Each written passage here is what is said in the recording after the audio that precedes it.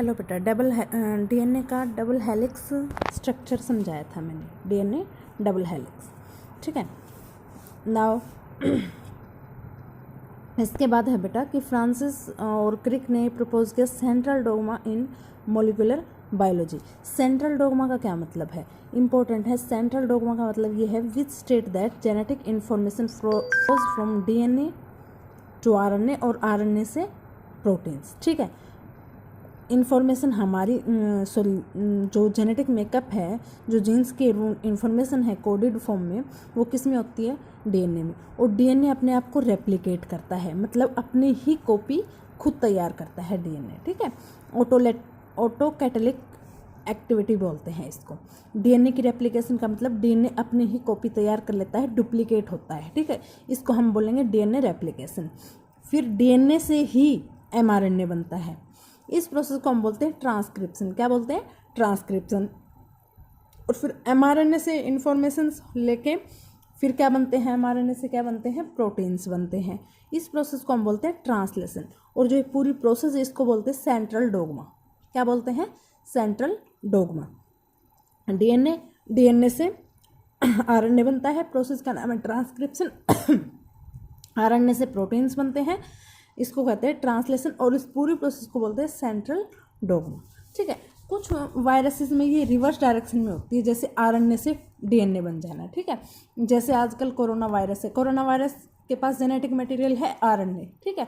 लेकिन फिर वो क्या करता है, आरएनए से हमारी जब बॉडी में एंटर करता है, हमारी बॉडी की सेल्स में जब एंटर करता है तो आरएनए से क्या बनने लग जाते हैं, डीएनए बनने लग जाता है, ठीक है। इसको बोलते हैं हम रिवर्स ट्रांसक्रिप्टेज। क्या बोलते हैं, रिवर्स ट्रांसक्रिप्टेज, ध्यान रखना, रिवर्स ट्रांसक्रिप्टेज, ठीक है। Now packaging of DNA helix कि मतलब कहाँ पैक होता है ये पूरा डीएनए हेलिक्स। 2.2 मीटर का बता रखा है, और हमारी सेल तो छोटी होती है, तो ये कैसे पैक होता है, ठीक है। Taken the distance between 2 conservative base pairs, और 2 बेस पेयर्स के बीच में डिस्टेंस मैंने आपको बताई थी 0.3 nm। क्या होती है, 0.3 nm। और अगर हम इसको कैलकुलेट करें तो इसकी लेंथ क्या होगी, लगभग होगी 2.2 मीटर्स। डीएनए की क्या लेंथ होगी, 2.2 मीटर्स। और ये हमारे न्यूक्लियस से काफ़ी ज़्यादा लेंथ है इसकी, ठीक है। तो फिर कैसे पैक होता है कि ये आसानी से हमारे न्यूक्लियस में रह पाता है। In prokaryotes such as E coli though they do not have defined nucleus the DNA is not scattered throughout the cell. क्या कह रहे हैं, जो प्रोकैरियोट्स होते हैं जैसे ई कोलाई बैक्टीरिया है, उसके पास जो डीएनए है वो तो ऐसे बिखरा पड़ा रहता है साइटोप्लाज्म में, क्योंकि उनके पास तो कोई वेल डिफाइंड न्यूक्लियस नहीं होता है, ठीक है। डीएनए नेगेटिवली चार्ज होता है। कैसा होता है, negatively charge. Is held with some proteins that have positively charge proteins. इसके पास कुछ ऐसे प्रोटीन्स होते हैं जो पॉजिटिवली चार्ज होते हैं, ठीक है।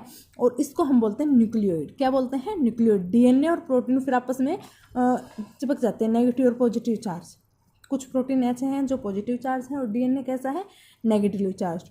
दोनों आपस में क्या होंगे, अटैच होंगे, इसको हम बोलेंगे nucleoid. The DNA in nucleoid is organised in large loops held by proteins. Large loops में ऑर्गेनाइज होते हैं, और किसके द्वारा हेल्ड होते हैं, किसके द्वारा पकड़े होते हैं, प्रोटीन्स के द्वारा, ठीक है। ये तो बात होगी प्रोकैरियोट्स में।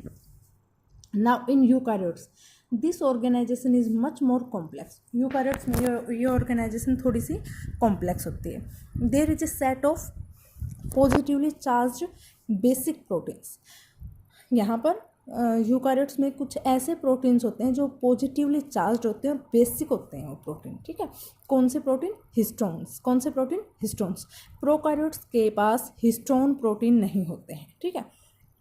ए protein acquire charge depending upon the abundance of amino acids residue with charge side chain. Histones are rich in the basic amino acid. ये डिपेंड करता है कि प्रोटीन्स के पास कौन से अमीनो एसिड है, ठीक है। तो जो हिस्टोन्स है उनके पास बेसिक अमीनो एसिड्स ज़्यादा होते हैं। कौन कौन से, लाइसिन्स एंड आर्गिनाइन। ध्यान रखना ये बात, कौन कौन से, लाइसिन्स एंड, एक second, lysines and arginine. Both the amino acid residue carry positive charge in their side chains. और ये दोनों ही अमीनो एसिड्स ऐसे होते हैं जिनके पास पॉजिटिव चार्ज होते हैं। Histones are organised to form a unit of 8 molecules called histone octamer. और जो हिस्टोन्स होते हैं इनकी एक यूनिट 8 मॉलिक्यूल्स से बनती है। ठीक है। हिस्टोन्स जो होते हैं ये ऑर्गेनाइज होते हैं एक यूनिट की फॉर्म में। कितने मॉलिक्यूल्स होते हैं? 8 मॉलिक्यूल्स। इसलिए हम हिस्टोन ऑक्टामर बोलते हैं। इसको क्या बोलते हैं? Histone octamer. The negatively charge DNA is wrapped around the positively charge histone octamer to form a structure called nucleosome. ये है डीएनए, ठीक है, और ये क्या है? हिस्टोन। और ये क्या बन गया? पूरा हिस्टोन की एक यूनिट जिसको हम हिस्टोन ऑक्टामर बोलते हैं, और इसके चारों ओर रैप रहता है डीएनए, ठीक है। तो इस स्ट्रक्चर को हम क्या बोलेंगे? न्यूक्लियोसोम बोलेंगे। क्या बोलेंगे? न्यूक्लियोसोम। डीएनए कैसा है? Negatively charge. और जो हिस्टोन ऑक्टामर है ये कैसा है?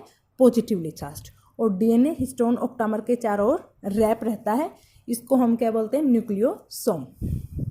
ए typical nucleosome contain 200 base pair of DNA helix. और एक हिस्टोन ऑक्टामर है उसके पास कितने बेस पेयर्स हो सकते हैं एक डीएनए के? 200 बेस पेयर्स। कितने? 200 बेस पेयर्स। बेस पेयर्स क्या होते हैं? Nitrogenous base, adenine, guanine, cytosine, thymine, ठीक है। ए टिपिकल बता दें, nucleosomes constitute the repeating unit of the structure in nucleus called chromatin. और यही यूनिट्स, ये न्यूक्लियोसोम एक है, इसके पास दूसरी यूनिट आएगी, तीसरी यूनिट आएगी, ऐसे यूनिट्स रिपीट होती रहती है और जिससे पूरा वो बनता है उसको हम बोलते हैं क्रोमेटिन। न्यूक्लियस में पूरा वो बन गया। न्यूक्लियोसोम्स यानी कि हिस्टोन ऑक्टामर और डीएनए की रैपिंग, ये यूनिट्स चलती रहती है। जैसे ये है, फिर इसके बाद दूसरा अटैच होगा, तीसरा अटैच होगा, ऐसे पूरी चेन बनती है जिसको हम बोलते हैं chromatin. Thread like strand bodies present in the nucleus. और क्रोमेटिन क्या होते हैं? धागा लाइक स्ट्रक्चर होता है। कलर्ड बॉडीज किस में प्रेजेंट होते हैं? न्यूक्लियस में। Nucleosome in chromatin are seen as band on string. और न्यूक्लियोसोम क्रोमेटिन में इनकी चेन में हमें कैसे दिखाई देता है? जैसे किसी धागे पर, किसी थ्रेड पे बीड्स लगे हों, ठीक है, बीड्स लगे हों। जब हम इसको इलेक्ट्रॉन माइक्रोस्कोप से देखते हैं तो ऐसा लगता है, ठीक है। The beads on string structure in chromatin is package to form chromatin fibre that are further coiled and condensed at metaphase stage of cell division to form chromosomes. और ये वही क्रोमोटो हम कहते हैं ना कि क्रोमोसोम हमें वैसे सेल में नहीं दिखाई देते हैं, लेकिन जब सेल डिवीजन होता है तब हमें क्रोमोसोम दिखाई देते हैं, ठीक है। इससे पहले थ्रेड लाइक स्ट्रक्चर होता है जिसको हम बोलते हैं क्रोमेटिन। तो वो यही है, न्यूक्लियोसोम होता है। न्यूक्लियोसोम मतलब हिस्टोन ऑक्टामर, उसके ऊपर रैप होता है डीएनए, ठीक है। और ये न्यूक्लियोसोम की पूरी चेन बनी होती है जिसको हम क्रोमेटिन बोलते हैं। और ये क्रोमेटिन जब सेल डिवाइड करती है तो मेटाफेज स्टेज पे सेल डिवाइड करती है, और जब मेटाफेज स्टेज आती है तो उस पर हम क्रोमोसोम की स्ट्रक्चर ऐसे दिखाई देती है, ठीक है, जिनको हम क्या बोलते हैं? क्रोमोसोम्स। और क्रोमोसोम्स को हम कलर्ड बॉडीज भी बोलते हैं क्योंकि इनको स्ट्रेन किया जा सकता है, ठीक है। The packaging of chromatin at higher level require additional set of proteins that collectively are referred to. और हायर लेवल पे इन क्रोमेटिन्स को अरेंज करने के लिए, ठीक है, हमें कुछ और प्रोटीन्स चाहिए जिसको हम बोलते हैं नॉन हिस्टोन क्रोमोसोमल प्रोटीन्स, ठीक है। हायर लेवल पर डीएनए को ऑर्गेनाइज करने के लिए हमें और प्रोटीन्स चाहिए जिनको हम बोलते हैं non histone chromosomal proteins.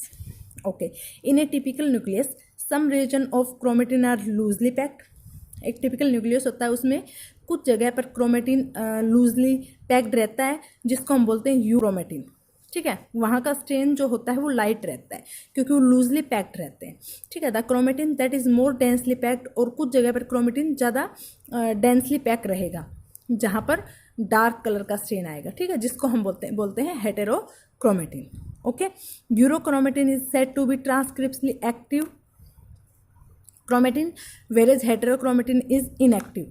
Euchromatin है वो एक्टिव होगा और हेटेरोक्रोमेटिन है वो इनएक्टिव होगा। ट्रांसक्रिप्शन मैंने क्या बताई थी? डीएनए से आरएनए बनने की प्रोसेस, ठीक है।